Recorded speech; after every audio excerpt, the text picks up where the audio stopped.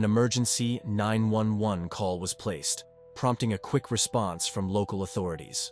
When first responders arrived at the address, they found Alex waiting outside the main entrance to the apartment complex. His behavior was immediately alarming.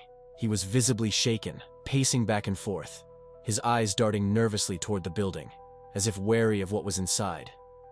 When responders entered the apartment, they were met with a scene that was both chaotic and unsettling. It looked as if it had been taken apart. But the scariest part was in the bedroom. On the bed lay Christina. Christina Carlin Craft entered the world on July 11, 1998, born into a loving, tight-knit family that valued resilience, togetherness, and personal strength. Her early childhood was marked by joy and the warm presence of a devoted mother and father. Christina's home was a space filled with laughter, sibling companionship, and the protective embrace of a caring household. However, life dealt the family a devastating blow in 1990 when Christina was just 9 years old.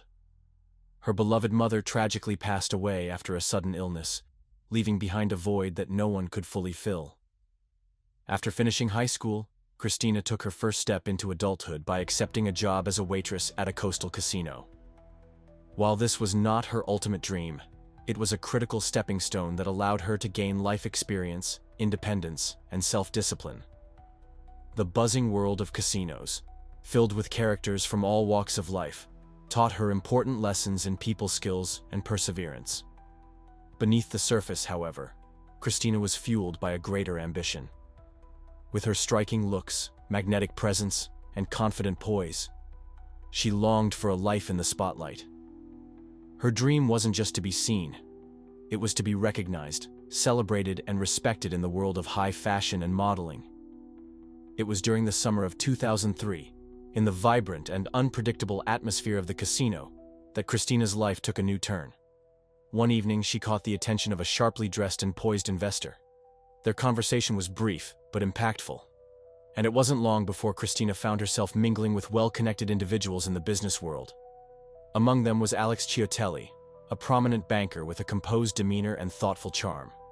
Unlike many who admired Christina from afar, Alex saw her for who she truly was: intelligent, driven, and determined. Their connection deepened quickly, and what began as an intriguing encounter blossomed into a deep and meaningful relationship. Christina and Alex's bond grew stronger with each passing year. For 14 years, they shared their lives, supporting each other through various highs and lows. They lived together in Ardmore as true partners, though Christina wasn't in a rush to start a family.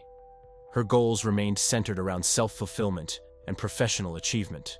Alex, understanding and supportive, never pressured her. Instead, he encouraged her aspirations. Christina, driven by childhood dreams, pursued modeling with renewed vigor. She had dabbled in the field when she was younger, landing a few small gigs, but now, with Alex's unwavering support and her own matured self-confidence, opportunities began arriving more consistently. Christina had her sights set on something specific: the iconic world of Playboy, a magazine known for launching the careers of countless models. For her, being featured in Playboy wasn't merely about glamour. It represented the apex of success, the moment when all her years of perseverance would pay off. She submitted her portfolio, joining the ranks of thousands of hopeful women across the country who dreamed of being noticed. Against all odds, she received a call that would forever remain etched in her memory. In early 2009, Christina was informed that she had been selected as Playboy's Girl of the Week, a prestigious spotlight that introduced models to the magazine's vast readership. The shoot was scheduled for May 4, 2009, and everything about it, lighting, styling, and atmosphere, felt magical. Though it was not the full feature or cover story she longed for, it was a significant achievement and a stepping stone in the right direction. Christina gave the shoot her all, and the results were stunning. She radiated charisma and elegance, capturing the attention of industry insiders. That single feature opened up doors to an entirely new world. Christina was suddenly invited to high-profile events, mingling with actors, musicians, and public figures. She even received recognition from Hugh Hefner himself, who acknowledged her potential and welcomed her into the Playboy circle. It seemed like her dream life was finally within reach. The excitement and momentum, a new challenge emerged, one that Christina couldn't control. At the time of her photo shoot, she was already 26 years old. In the fast-paced and often youth-obsessed world of modeling, age was a major factor. Industry insiders subtly signaled that her window of opportunity might be closing. Though she continued to strive for that elusive cover feature, it never materialized. Still, Christina was not one to dwell in disappointment. She refused to let one door closing define her. With her characteristic determination, she pivoted toward new creative pursuits, exploring acting, business ventures, and other artistic outlets. She attended auditions at some of the most competitive agencies in the United States. Though feedback on her talent and appearance were consistently positive, landing the right role remained elusive. At times, it seemed her association with Playboy, while glamorous, carried certain stigmas in more conservative industries. As her public profile grew, Christina also encountered a darker side of fame. After her appearance in Playboy, she began receiving unwanted attention. While many fans were kind and respectful, others became intrusive and obsessive. It was a distressing realization that being in the spotlight could attract individuals with ill intentions. Christina, ever resilient, tried to maintain her normal life, but the psychological toll was real. Then came August 21st, 2018, a date that would mark a turning point. Alex had to travel to New York on business. It wasn't an unusual trip. He frequently traveled for work and trusted that Christina, familiar with managing things on her own, would be perfectly fine during his short absence. That evening, as per their routine, Alex tried to call her to say goodnight. When she didn't pick up, he wasn't immediately alarmed. Christina often had a busy schedule and could easily have been at a social gathering or simply asleep. But by the next morning, concern began to set in. Repeated calls went unanswered. Christina's phone remained silent, something highly uncharacteristic for someone who was almost always accessible. Alex's unease grew steadily throughout the day. Though he attempted to focus on meetings and professional commitments, a nagging sense of dread began to cloud his mind. By evening, worry had transformed into panic. This wasn't like her. He decided to cut his trip short and rush back to their shared apartment in Ardmore. When Alex finally arrived at the building that warm August evening, the clock was approaching 9 p.m. The sun had long dipped below the horizon, casting long shadows over the quiet, tree-lined street of Ardmore's affluent residential neighborhood. It was a place known for its manicured lawns, serene sidewalks, and a sense of unshakable calm. But that night, something felt deeply, disturbingly off. With rising concern, Alex reached the front door of the apartment he shared with Christina. He fumbled through his keyring, trying to insert the familiar brass key into the lock, but it wouldn't turn. Perplexed, he tried again, and again. Still nothing. The key, which had always opened the door without trouble, now didn't fit. For a brief moment, Alex hoped that perhaps Christina had simply locked the door from the inside using the deadbolt. Maybe she had fallen asleep, he told himself. Maybe she was in the shower. Or perhaps she had simply misplaced her phone and didn't hear the calls. But deep down, Alex knew this wasn't right. The silence on the other end of his repeated phone calls all day had planted a seed of dread that now bloomed into full-fledged alarm. He knocked firmly, then pounded harder, calling out Christina's name several times. No response. Not a single sound came from inside. The building's walls seemed to close in with an eerie stillness. Left with no other choice, Alex called the police. The dispatcher on the line took down the address and details with professional calm. But when officers were first dispatched, there was a noticeable delay in their urgency. The neighborhood was considered low risk, and officers were used to responding to noise complaints, lost pets, or false alarms. However, one of the patrol officers who reviewed the address had a sharp memory. He suddenly recalled that just 4 days earlier, he had personally responded to a report of a robbery at that exact location. Christina had filed that report herself, describing strange events and missing items. This new call now seemed far more serious. The possibility that the previous incident could be connected to something more dangerous gripped the officer. The pieces started forming a troubling pattern, one that could no longer be ignored. Could the intruder have returned? Could the situation have escalated into something truly catastrophic? officers were promptly rerouted to the address. When they arrived, they found Alex waiting near the entrance of the building, visibly shaken, his pacing betrayed by increasing worry.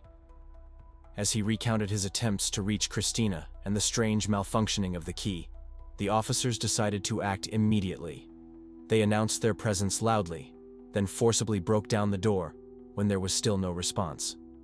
What awaited them inside would etch itself into their memories forever. The apartment, once tastefully decorated and pristine, was in disarray. Furniture had been upended, drawers pulled out and emptied onto the floor. A large decorative mirror in the hallway was shattered, its jagged pieces reflecting fractured glimpses of the scene. The sense of chaos was palpable. And then came the discovery no one wanted to make. In the bedroom, on the bed, they found Christina. The scene was disturbing, but not something we need to sensationalize. What mattered now was justice, and it had to be swift and thorough. As protocol dictated, the partner, Alex, was treated as a person of interest. That night, while investigators processed the apartment, officers gently informed Alex of what had been discovered. His reaction was instant and heartbreaking. He collapsed into a chair in disbelief, unable to form coherent sentences. His shock was unmistakable, his grief unfiltered. He was taken to the station for questioning, a routine step in such cases. Over the next 90 minutes, detectives carefully reviewed his alibi. Alex's whereabouts during the day were corroborated by travel logs, hotel check-in data, and phone records. Surveillance footage from the hotel lobby and business meetings verified everything. There was no room for doubt. Alex had nothing to do with what had happened. He was, undeniably, a grieving partner, and not a suspect. With that avenue closed, investigators had to start from the beginning. How could such a crime occur in one of the city's safest neighborhoods? Who could have done this? And why? Detectives immediately turned to Christina's recent police report. The timing was far too close to be a coincidence. 4 days earlier, on August 18th, Christina had come to the station and reported an alarming experience. She explained that she had gone out the night before, Friday, August 17th, to a popular downtown bar. It was a weekend tradition for her, a way to unwind and enjoy a night out with friends or new acquaintances. She was known to be cautious, never reckless, but something had gone terribly wrong that night. Christina told officers she had arrived home around 3 a.m. the next morning. When she woke up hours later, it was not in her bed, but sprawled on the cold floor of her apartment. Her head was pounding with a violent headache, and she felt a strange, disoriented fog clouding her memory. She couldn't recall how she got home or anything past a certain point in the night. Alarmed, she searched her apartment, only to discover that several items were missing. Her report detailed what she believed had been stolen: high-end designer handbags, several pieces of fine jewelry, a collection of expensive shoes, and a number of credit cards. Christina was convinced she had been drugged at the bar, perhaps with something slipped into her drink and then robbed while unconscious. She had no memory of giving anyone access to her apartment. A crucial clue surfaced in the report. Christina remembered taking a taxi home. The driver, she noted, was a man in his early 30s, clean-shaven, polite, and driving a dark-colored vehicle. Thanks to the timestamps from her phone and traffic cameras along the route, detectives were able to trace the car and retrieve footage of the drop-off. The quality of the video was grainy but usable. With the driver partially visible in the frame, investigators released the footage to the public, appealing for any information that could help identify the man. Simultaneously, detectives began digging deeper into Christina's digital presence. She was highly active on social media, where she had thousands of followers and often posted about her professional and personal life. Through this digital footprint, authorities discovered a past incident from 2016 that had raised some eyebrows at the time. News archives documented a minor but noteworthy confrontation at an upscale Manhattan restaurant. According to the report, Christina had argued with the restaurant manager. She was arrested that night, a humiliating experience for someone already wary of media attention. However, thanks to Alex's influence, legal support, and diligent efforts, the issue was resolved quietly. Christina was released on 6 months probation, with no lasting damage to her record. The incident had since been buried in the past, or so it seemed. During the murder investigation, detectives briefly explored the possibility that the former restaurant employee might have harbored resentment. However, this theory didn't hold up under scrutiny. The suspect had left the hospitality industry years ago, had no known contact with Christina since the altercation, and appeared to have no motive to seek revenge. With no further evidence linking him to the case, that lead was quickly discarded. Attention soon turned to Christina's more recent life in Ardmore. While she had moved there in search of peace and a quieter environment, it hadn't been an easy adjustment. Christina had always thrived in vibrant, bustling social scenes. The calm streets of suburban Ardmore felt confining to someone used to the bright lights of city nightlife and the buzzing atmosphere of red carpet events. Though she tried to adapt, friends recalled that she often felt isolated and restless. As investigators delved deeper into her background, they came across Christina's modeling history, specifically her appearance in Playboy. To detectives, this was a crucial discovery. It wasn't uncommon for models in the public eye to attract unwanted attention. Cases involving stalking, impersonation, and data breaches were tragically frequent. Christina had created several professional accounts across multiple modeling platforms to market her portfolio. Investigators theorized that one of those public accounts might have exposed personal information or attracted someone with malicious intentions.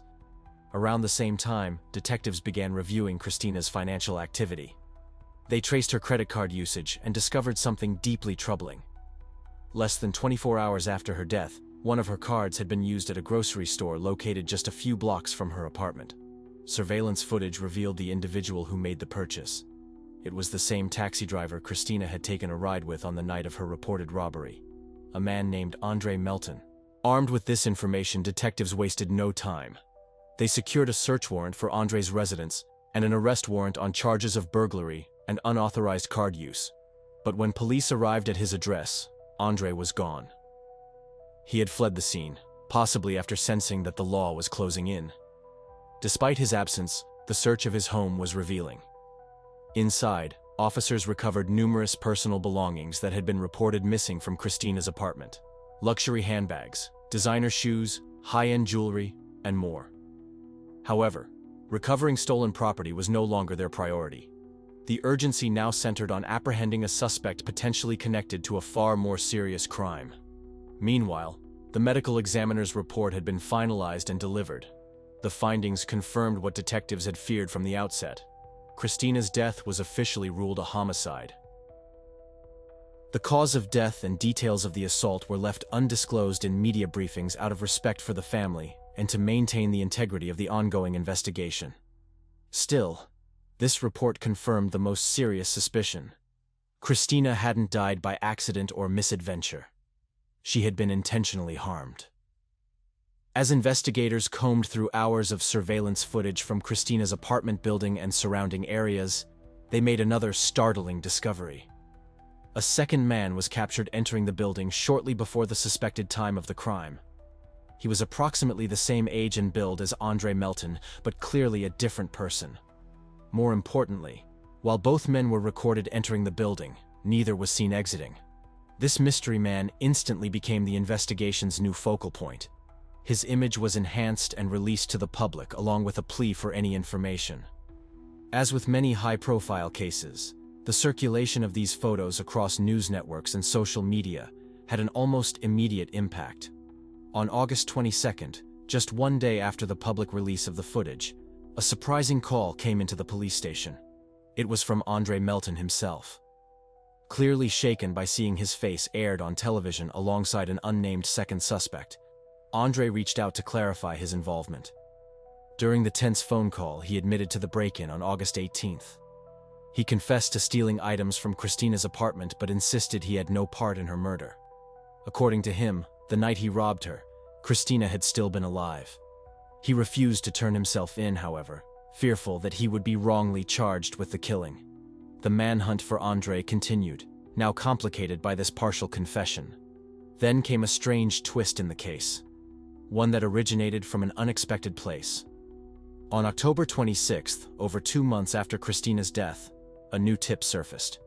A man contacted authorities and claimed he had recognized the face of the unknown second suspect from the surveillance footage shown in the news. This wasn't a casual acquaintance.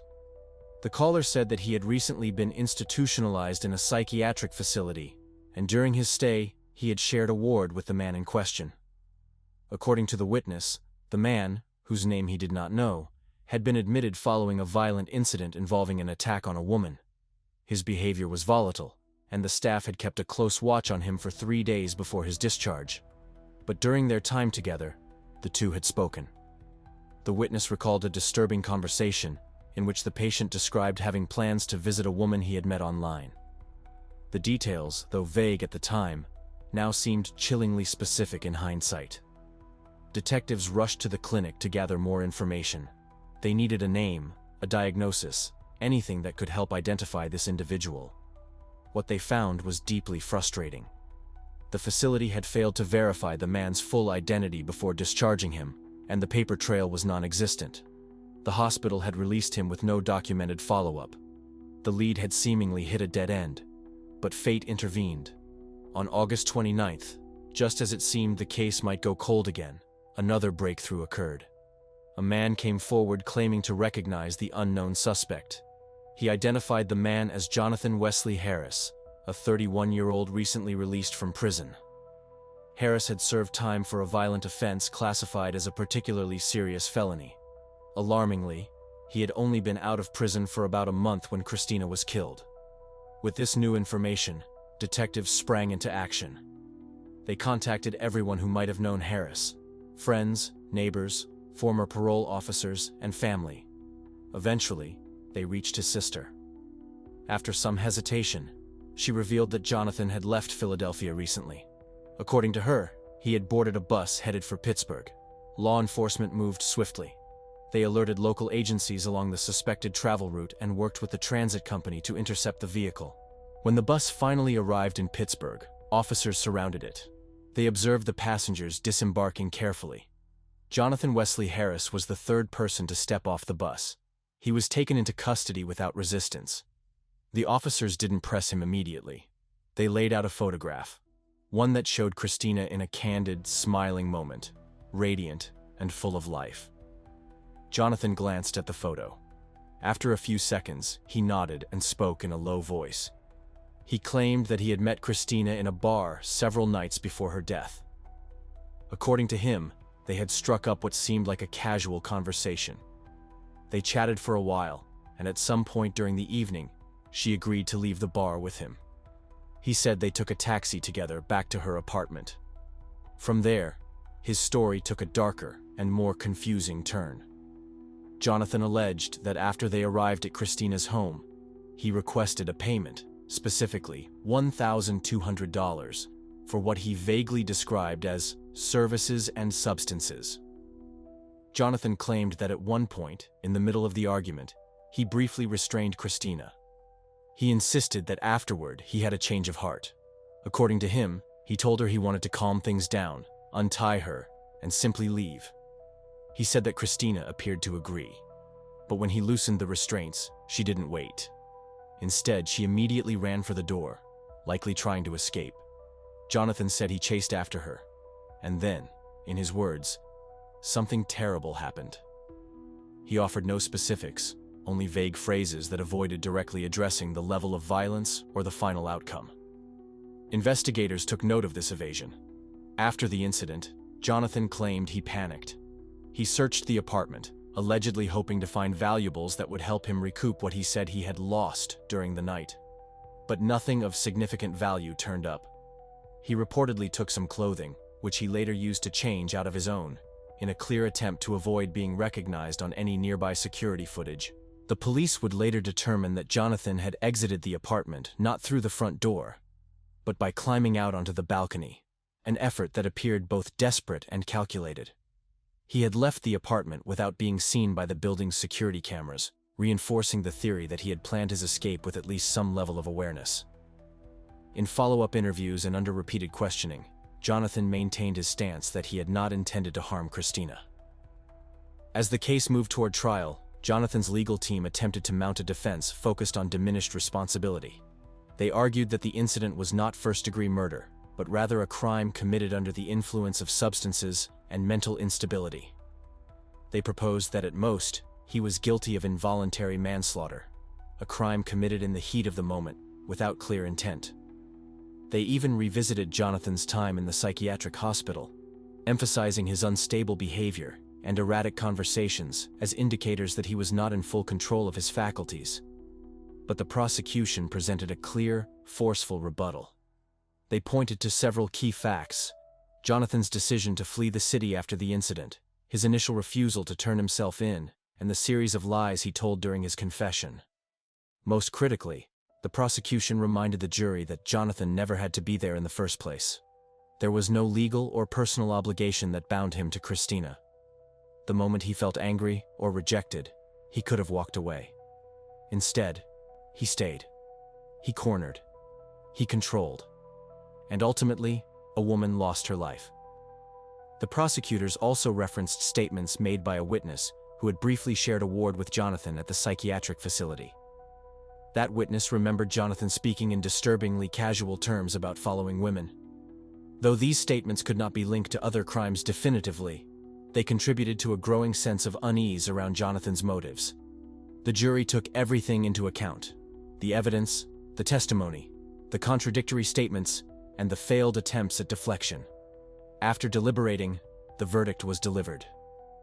Jonathan Wesley Harris was found guilty on all counts: first-degree intentional murder, kidnapping, theft, escape, and obstruction of justice. The sentence reflected the gravity of the crime. He received life imprisonment without the possibility of parole, plus an additional 22.5 years for the related charges.